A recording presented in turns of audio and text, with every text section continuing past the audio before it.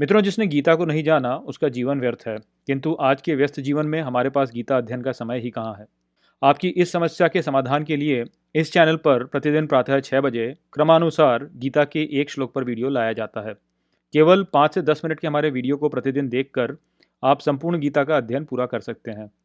Channel को subscribe कीजिए और घंटी के आइकन को दबा दीजिए। हर सुबह 6 बजे वीडियो आपके लिए उपलब्ध होगा। कीजिए अपने दिन की शुरुआत भगवत गीता के श्लोक के साथ। जो श्लोक आपके पीछे छूट गए हैं उनके लिए प्लेलिस्ट का लिंक नीचे डिस्क्रिप्शन में उपलब्ध है। वहां जाकर आप पिछले वीडियो देख सकते हैं।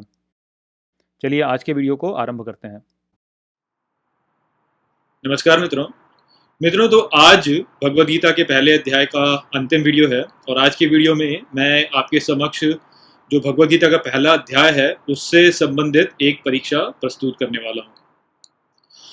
जैसा कि हम सभी जानते हैं कि जब भी हमें कुछ सिखाया जाता है उसके पश्चात जब हमसे उससे संबंधित कुछ भी प्रश्न पूछे जाते हैं तो उसके द्वारा हमारा एक अच्छा रिवीजन हो जाता है जो भी हमें सिखाया गया था, और जो भी हमें सिखाया गया था वो सूचना हमारे साथ फिर लंबे समय तक रहती है। तो इसलिए सभी स्थानों पर, सभी सभ्यताओं में, सभी जगहों पर जो आचार्य रहे हैं उन्होंने जब भी कुछ अपना सिखाया है तो उसके पश्चात उन्होंने परीक्षा ली ही है, क्योंकि परीक्षा लेने से ही जो है जो ज्ञान बांटा गया है वो जो शिष्य होता है उसके साथ लंबे समय तक रहता है। तो इसी उद्देश्य के साथ यहाँ पर ये परीक्षा है जो कि मैं आपके समक्ष प्रस्तुत करने वाला हूँ। और जैसा कि मैंने आपको कल के वीडियो में भी बताया कि इस परीक्षा से संबंधित एक पुरस्कार है जो कि आपको मिलेगा यदि आप इन प्रश्नों के उत्तर अच्छे से देते हैं। तो निखिल वर्मा जो है उन्होंने ये पहल की है कि उन्होंने बोला है कि आप जो है एक परीक्षा कीजिए और उसके आधार पर जो लोग जिस प्रकार के भी उत्तर देंगे उनमें से जो जो भी विजयी होता है उसको मैं एक गीता की कॉपी दूंगा। तो यहाँ पर आपके लिए एक पुरस्कार भी है। तो मुझे निश्चित ही लगता है कि इससे और बढ़ावा आपको मिलेगा कि आप इस परीक्षा को दें और इसका प्रयास करें। इसके द्वारा आप जो है वो इस ज्ञान को लंबे समय तक अपने पास रख पाएंगे। तो इसलिए जो है हमें निखिल जी का भी शुक्रगुजार होना चाहिए कि उन्होंने ये पहल ली। उन्होंने अपनी ओर से जो है ये एक ऑफ़र हम सबको दिया है कि यदि आप इस परीक्षा को अच्छे से संपूर्ण करते हैं तो आपको जो है वो एक गीता की कॉपी देंगे। तो चलिए देर न लगाते हुए मैं आपके समक्ष यहाँ पे ये प्रश्न रखता हूँ और इसके पश्चात मैं आपको बताऊंगा कि इन प्रश्नों के उत्तर आपको मुझे कैसे देने हैं। तो सबसे पहला प्रश्न जो है वो ये है कि भगवद गीता में भगवान श्री कृष्ण को जब संबोधित किया गया है तो जो सबसे पहली बार उन्हें संबोधित किया गया है वो किस नाम से संबोधित किया गया है और उस नाम का अर्थ वास्तव में क्या है।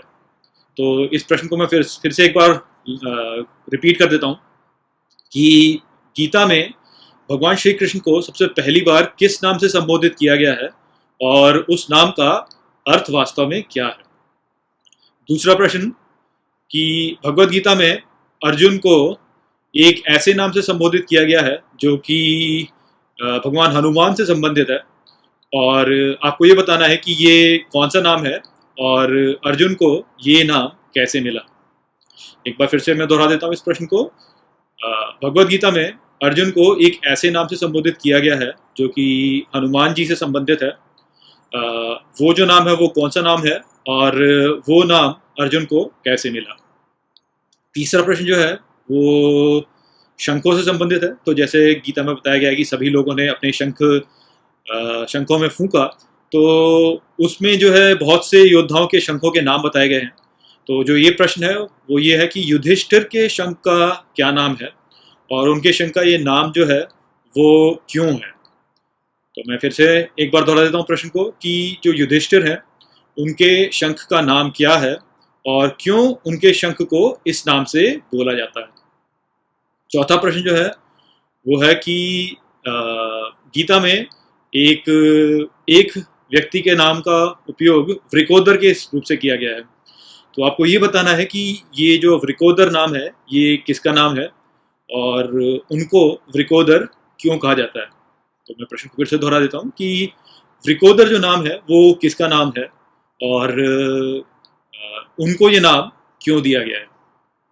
पांचवा प्रश्न जो है वो है कि जब भगवद गीता में अर्जुन दोनों ही सेनाओं में अपने प्रियजनों को देखते हैं तो वो कहते हैं कि गांडीव जो है वो मेरे हाथ से फिसल रहा है।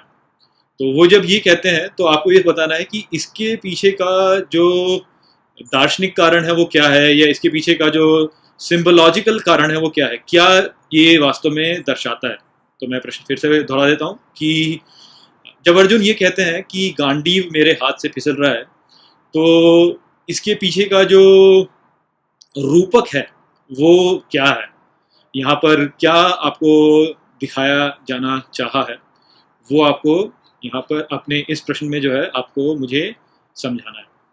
तो ये 5 प्रश्न मैंने आपको यहाँ पे बता दिए। हर एक प्रश्न के लिए हम लोग 10 पॉइंट रखेंगे और आपके उत्तर के अनुसार हम आपको पॉइंट्स देंगे। तो ये जो काम है ये मैं और निखिल जो है वो दोनों करने वाले हैं। उत्तरों के आधार पर जो है हम आपको पॉइंट्स देंगे, फिर उन सभी पॉइंट्स को हम ऐड करेंगे। उसमें से जो भी सबसे अधिक पॉइंट्स स्कोर करता है उसको निखिल जो है वो पुरस्कार के रूप में गीता की एक कॉपी देंगे। ये जो प्रश्न है इनके उत्तर आप मुझे 31 जनवरी तक भेज दीजिए मेरे ईमेल पे। ईमेल जो है वो जो मेरा है वो इस समय आपको स्क्रीन पर दिखाई दे रहा होगा। तो इस ईमेल पे आप मुझे इन प्रश्नों के उत्तर भेज दीजिए। हम उसके आधार पर फिर आपके उत्तरों का मूल्यांकन करेंगे और जो भी व्यक्ति सबसे अधिक पॉइंट्स स्कोर करता है उसको भगवद गीता हम देंगे। तो यहाँ पर उद्देश्य जो है वो यही है कि आप गीता के पहले अध्याय की जो शिक्षाएं हैं उनको पुनः एक बार पढ़ें, ताकि जो भी ज्ञान यहाँ पे दिया गया है वो आपके साथ लंबे समय तक रहे। ये जो गीता का पुरस्कार है, गीता की एक कॉपी का पुरस्कार है, ये तो एक पुरस्कार है ही, परंतु जो सबसे बड़ा पुरस्कार है वो वास्तव में जो गीता का ज्ञान है वो है। तो इसलिए इस परीक्षा को आप करें, प्रयास करें और मेरे को उत्तर भेजें। चलिए इसी के साथ इस वीडियो को मैं यहीं पे समाप्त करता हूँ। नमस्ते। वीडियो को अंत तक देखने के लिए धन्यवाद। यदि आपको ये वीडियो पसंद आया हो तो इसको अपने प्रियजनों के साथ में साझा करें और इस ज्ञान को और फैलाएं। यदि आपके पास कोई भी प्रश्न है तो मुझसे इंस्टाग्राम पर जुड़िए। वहाँ पर मैं हर शनिवार रात को एक लाइव Q&A सेशन रखता हूँ और आप मुझसे वहाँ पर अपने प्रश्न पूछ सकते हैं।